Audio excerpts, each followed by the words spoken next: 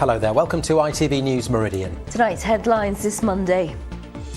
Mass disruption on the trains from tomorrow. The biggest rail walkout in 30 years will go ahead. How it'll cripple services across the southeast.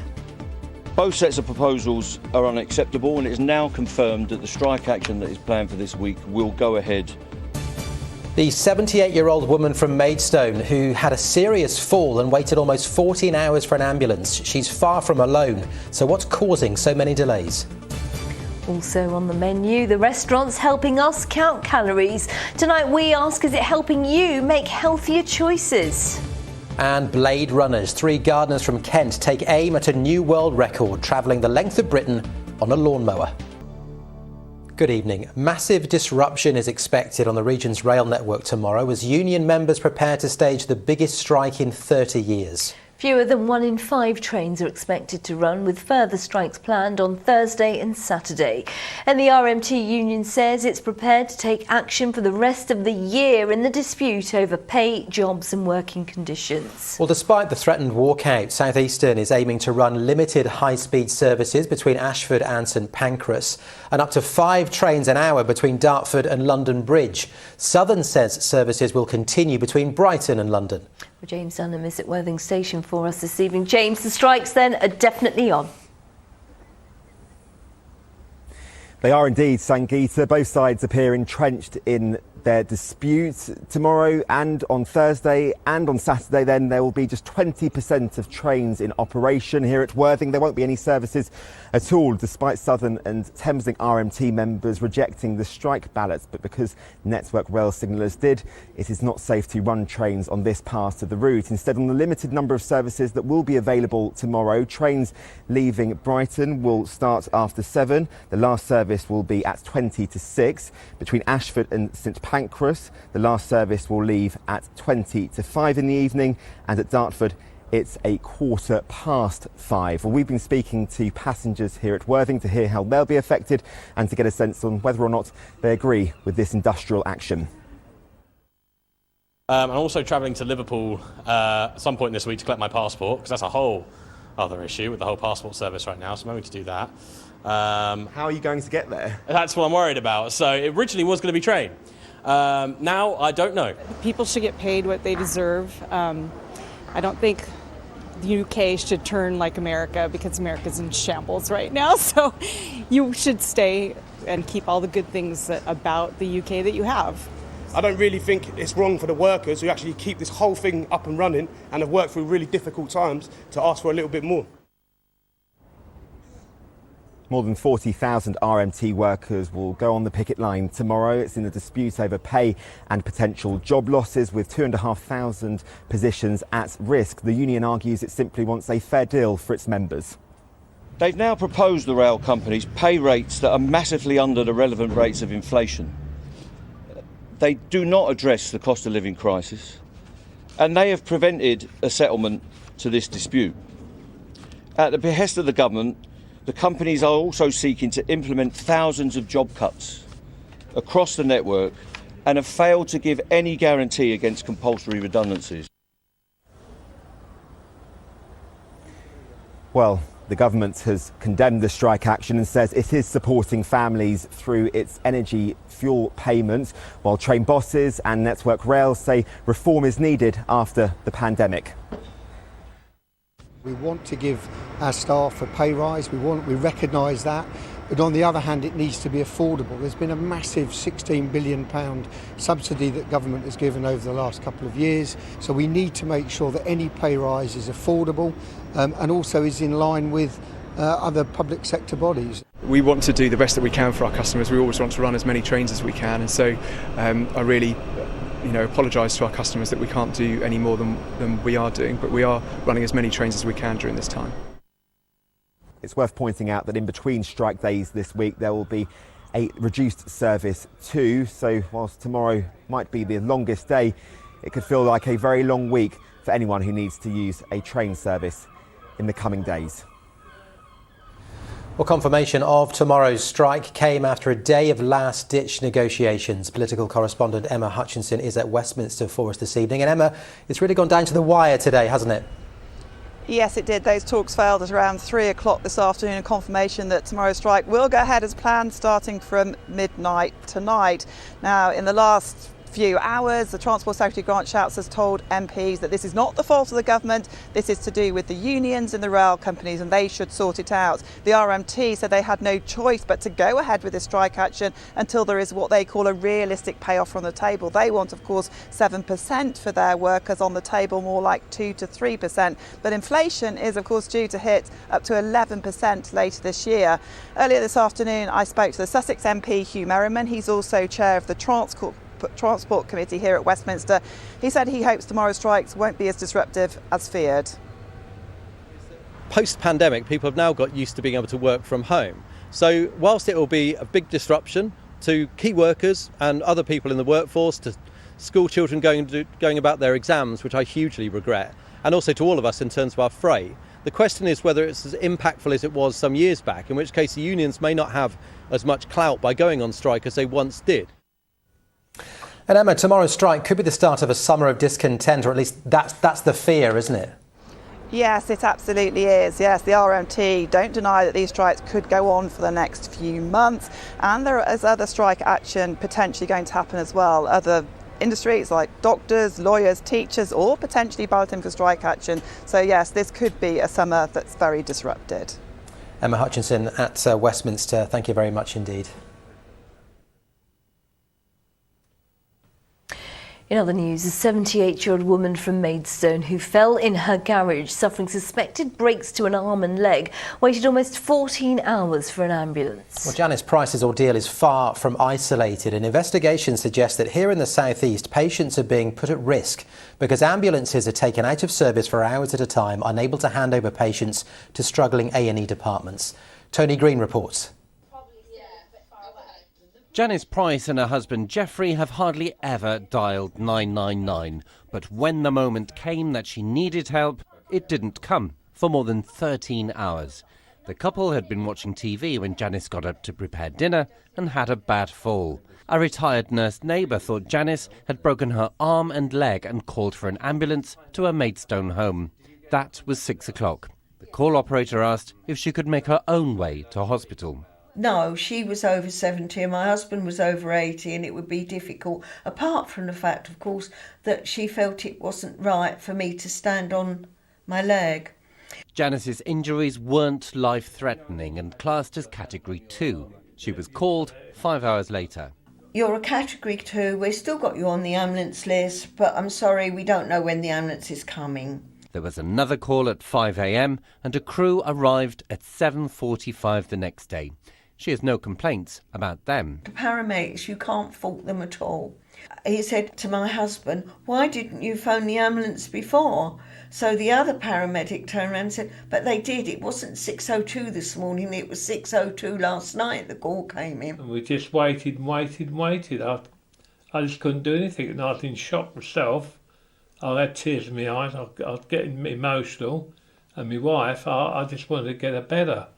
I didn't know what to do, really. The frustration is felt by crews, without a doubt. We don't have enough staff in CCAM. We can't recruit people quick enough. We struggle to retain staff.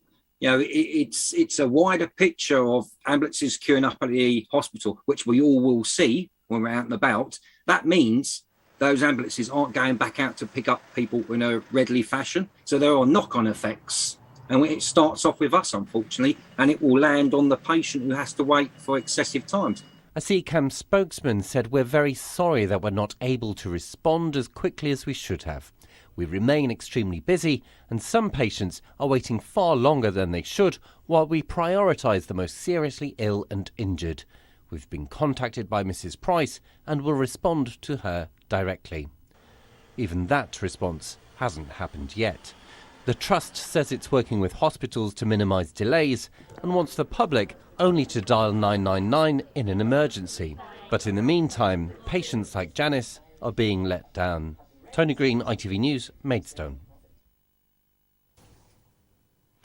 The parents of a 12-year-old boy from Essex who is in a coma have been given the right to appeal against a decision to allow his life support to end. Archie Battersby was found unconscious at home in April last week. A judge ruled that doctors could lawfully stop providing treatment for him. A fire which destroyed 6 caravans at a holiday park in Rochester is being treated as suspicious. The fire broke out at around 9 o'clock on Saturday night at Haven All Hallows. Around 25 firefighters were called to the scene. Local people were told to close their windows and doors as smoke spread across the park. 3 people were treated after breathing in smoke. Detectives are continuing to investigate the death of a woman in a Brighton park. Emergency services were called to Queen's Park on Friday night after a member of the public found an unconscious woman near the clock tower in West Drive. She later died at the scene. Police are trying to establish what happened.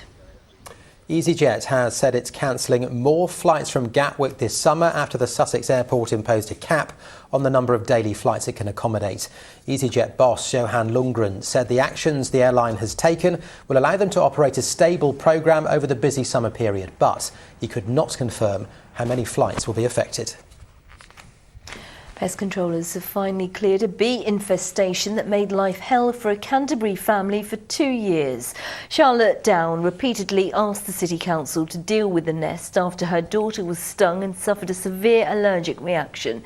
Now the estimated 50,000 bees have been removed. Now, it's almost 40 years since the IRA planted a bomb at the Conservative Party conference in Brighton's Grand Hotel. But it's only now that the consultant in charge of dealing with the casualties has felt able to speak publicly about that night. Today, Carlos Perez Avila has been addressing a conference in the same hotel on how to prepare for another mass casualty event, as Malcolm Shaw reports.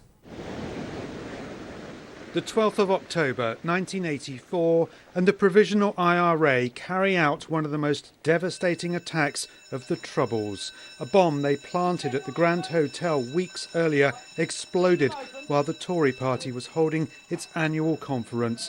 The Prime Minister, Margaret Thatcher, survived, but 5 people died and many others were seriously injured. You have to think that the unthinkable will happen. Carlos Perez Avila was the only emergency consultant at the Royal Sussex County Hospital that night. It's only now, 38 years later, that he's felt able to talk publicly about the bomb. Back in the same hotel, he addressed a conference called Preparing for a Mass Casualty Event. You just go into overdrive and you work, and you don't see the picture of the people, you just see the patients.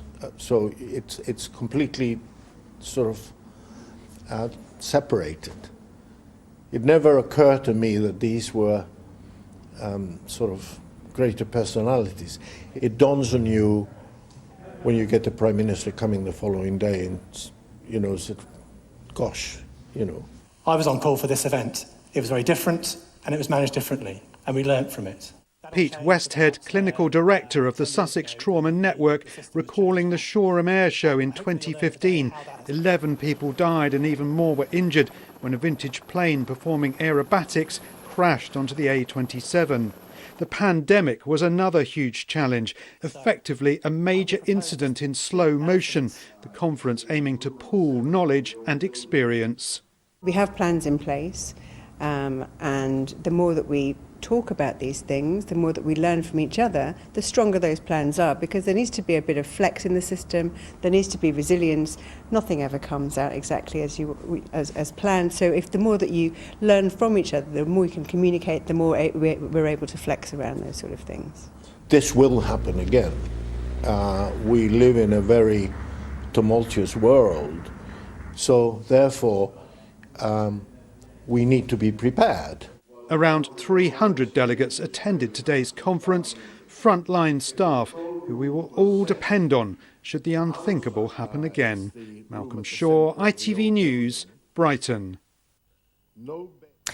Now, if you've been out for a meal in the last couple of months, you may well have noticed something different on the menu. By law, larger restaurants now have to show how many calories are in each of their dishes. Well, the change is supposed to make it easier for diners to make healthier choices, but is it working? In the first of a series looking at what's on the menu, James Webster looks at calorie listing. They are some of the most well-known places to get food on our high streets, but since April their menus have looked slightly different, with calorie count now compulsory. The rule applies to any restaurant, cafe or takeaway with more than 250 staff. It's part of the government's plan to tackle obesity, with 63%, which is nearly 2/3 of adults in England, classed as obese or overweight. But is it having any effect? We've been asking people in Hove in Sussex. I think it does. I think it makes you more aware of what you're eating. People really are trying to watch their weight, their health, especially as you're getting older. The majority of people start putting on the weight, so I think it is a brilliant idea. No, I wouldn't necessarily check. I guess if we were going out for a treat, then probably not. Smaller restaurants like these aren't forced to display calories on their menus, but some, like this one, have made the decision to include the information anyway. You know, if you go out to the supermarket and buy something off the shelf there, you can tell how many calories are in that. Well, why shouldn't you see what's in what you're eating at a restaurant? But many more have no plans to do the same, like this restaurant, which regularly adds specials to its menu. The specials can change daily, so dependent on what produce we get hold of, trying to get that calorie count might not be as easy as, say, somebody like McDonald's, say, who are delivering the same food in every restaurant that they've got. And for some, seeing calorie information on menus can be really challenging. Rebecca is one of the 1.25 million people in the UK living with an eating disorder. She was diagnosed with anorexia when she was 19. A couple of weeks ago I was due to go out for dinner with a couple of friends, and then I just happened to see the calories, and then I started panicking, thinking, oh my goodness, there's nothing I can eat on this menu because it's all too high in calories. And then I cancelled going out with my friends, so I missed, an opportunity to be with my friends because the calories on the menus scared me. The rules do allow customers to request menus without calorie information if they wish. On average, men need 2,500 calories a day to maintain a healthy body weight. For women, it's 2,000. But purely using calories to manage diet might not tell the whole story, according to nutritionists. I could choose 100 calories as in a donut, or I could choose 100 calories as in an apple. If we're looking at quality, a donut is going to probably leave me feeling quite hungry a couple of hours later, and I'm going to start overeating, which isn't really going to meet the aim because we're trying to organise a calorie deficit. It will take time to see if having more calorie information displayed in restaurants like these does reduce levels of obesity. The Department of Health says it is one of the biggest health issues the country faces, and these new rules can help people to consume fewer calories. James Webster, ITV News. Well, tomorrow evening we'll be looking at how more restaurants are displaying the carbon footprints of the food we order to try and help us make choices that are better for the planet.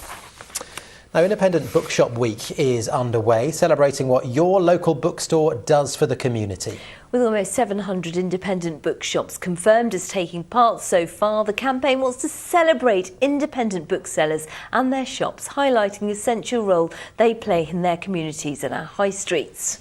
And after the recent turmoils of COVID, independents say the support is more welcome now than ever. Chloe Oliver has the story. Books can transport us to far-flung and fictional universes, each journey ready to depart as close to home as your local bookstore. But for many, like this bookshop in Brighton, the week is a chance to recognise the success of local businesses in a tricky financial climate. We're so often forgotten, with the big companies that try to swallow up the book industry. So it's a great time to celebrate that and to get some support and some oomph behind us. And for us, this year is our first Independent Bookshop Week, so that's really a big deal for us. It's also, for us, a perfect storm because it's also on the week that is Windrush Day and on the week that the Women's Prize for Literature is announced. So we thought, hey, let's just go all in, let's go big or go home. So we're actually putting on a book festival. The campaign by the Booksellers Association hopes it'll encourage more people through their doors. Independent book selling has been reviving over the last few years, which is really wonderful to see. The numbers had been falling for a long number of years, but they've started to revive. It's just a brilliant way of marking the amazing achievement that they've all achieved by still being around through the pandemic. Independent bookshops just like this one right across our region are hosting events to celebrate the role they play in our communities by bringing people together in a way that online stores simply can't replicate. It's about building ties with the community and developing friendships with our customers. It's about being asked to go in and curate a school library. It's about making books accessible and engaging readers with author events. And for us, it's the thrill of a customer coming back in store and telling us that they loved a recommendation. Even more so when it's a younger reader, which is really special when they come in desperate to find out what you think they should be reading next. The hero of this book, Noah, shouldn't be on this geography field trip. I met some of those young readers as Pat's store organised a school visit for children's author Frank Cottrell Boyce. I think it's really important to get children excited about books because books, apart from all their educational benefits, are a great source of happiness and resilience. And what we've learned over the last 2 years is just how important it is that people know how to be happy when times are difficult. And a children's book stays with you forever. Just look at how happy the nation was when Paddington had tea with the Queen. And that's because grown-ups remember reading Paddington when they were little. So I think we're laying down the seeds here today of a future happiness. It's something to do if you're bored, and it's kind of like if you're worried about something, you don't have to think about that thing, you can just think about the book. What do you love about reading? Like, you're not really sure what's going to happen next. So. I love because there's all different categories and like genres, and like you can pick what book you like and your favourite books to read. With the help of local bookstores, events like these are inspiring the next generation to not only pick up a book, but think about where it came from. Chloe Oliver, ITV News. Now, this next story could be a book in the making because the journey from Land's End to John O'Groats is long enough, however you decide to do it. But now 3 workmates from Kent have teamed up to try to break the world record for completing this 880-mile feat on a lawnmower. Why wouldn't you? Between them, they'll be riding the mower for 21 hours a day on the mammoth journey, and it's all in aid of charity, as Abigail Bracken reports.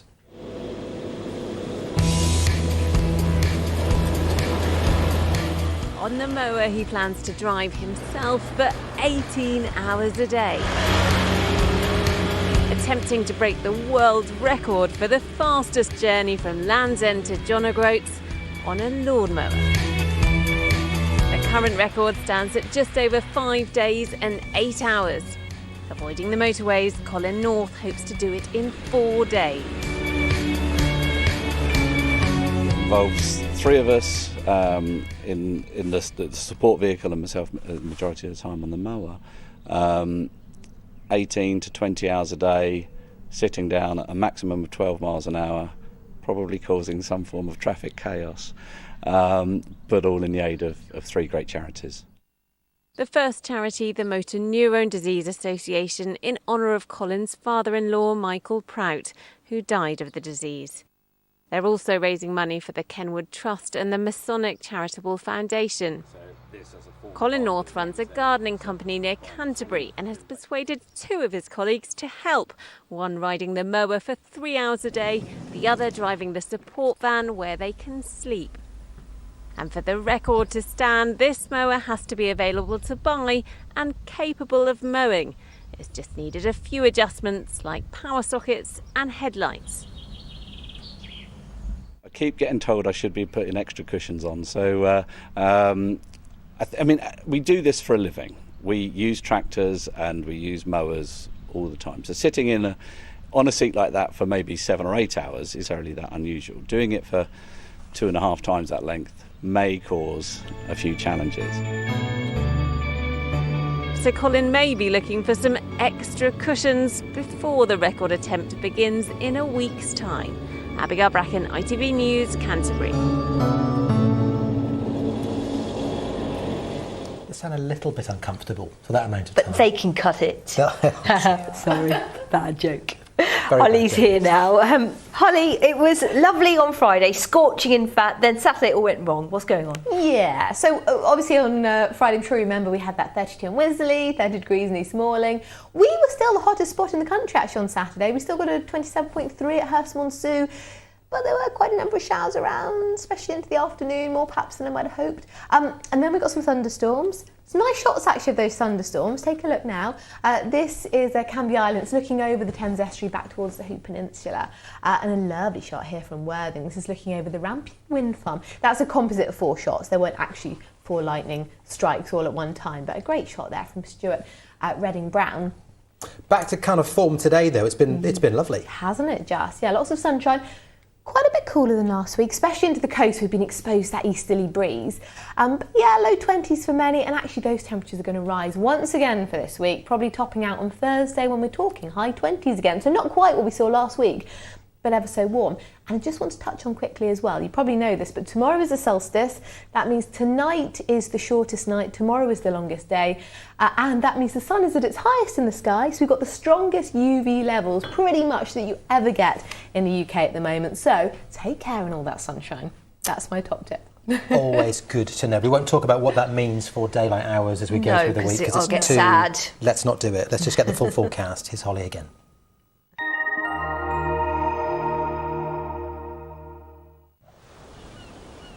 Feels like home, whatever the weather. Valent Boilers and Heat Pumps sponsors ITV Meridian Weather. Well, no shortage of sunshine for today, and there's more where that came from into the coming days. Temperatures rise day on day as well, probably peaking on Thursday, but later on Thursday, perhaps into the evening or overnight, we could see some thundery showers, and that sets the scene for a more unsettled, changeable end to the week. So the bigger picture shows a finger of high pressure sort of extending across us, giving us that sunshine for the time being. But you can see thunderstorms developing across France, and they edge their way towards us later on in the working week. Out there at the moment, though, I think a good deal of sunshine, a very pleasant evening. There has been a bit of a breeze around. It drops a touch lighter as we head through the night tonight. And underneath starry skies, temperatures fall away, a touch of mist or shallow fog a possibility. These are typical values, maybe even a smidge lower out in the countryside. So chilly for the time of year to start tomorrow morning. On the flip side, lots of sunshine, and really we should see that, I think, throughout the day. A little bit of a fair weather cloud drifts in, but it shouldn't spoil that sunshine. Again, a bit of a breeze around, but less so than today. And temperatures getting that bit higher because the air is just getting that bit warmer. So I think top spots up to 23, maybe a 24. As you can see, they're always fresher around that coast. We're exposed to the east, and you've got the breeze coming in off the sea. Our high tide times, you've got Dover there at 5:25 and again at 5:39 as we push into the afternoon. So yes, lots more sunshine in store into the coming days. Temperatures rise day on day, probably peaking on Thursday, 27 degrees, perhaps a bit higher than that. But that chance of some thundery showers later in the day on Thursday, some uncertainty about the timing, maybe into the evening or overnight, and that sets the scene for a more unsettled end to the week. Valent sponsors ITV Meridian Weather.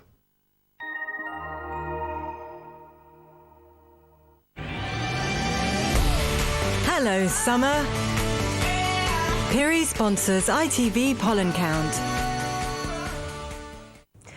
It might be good news if you like the heat, but I'm afraid it's not good news if you're a hay fever sufferer. Unsurprisingly, with lots of sunshine into the coming days, we are looking at very high pollen levels. Have a good evening. Take care.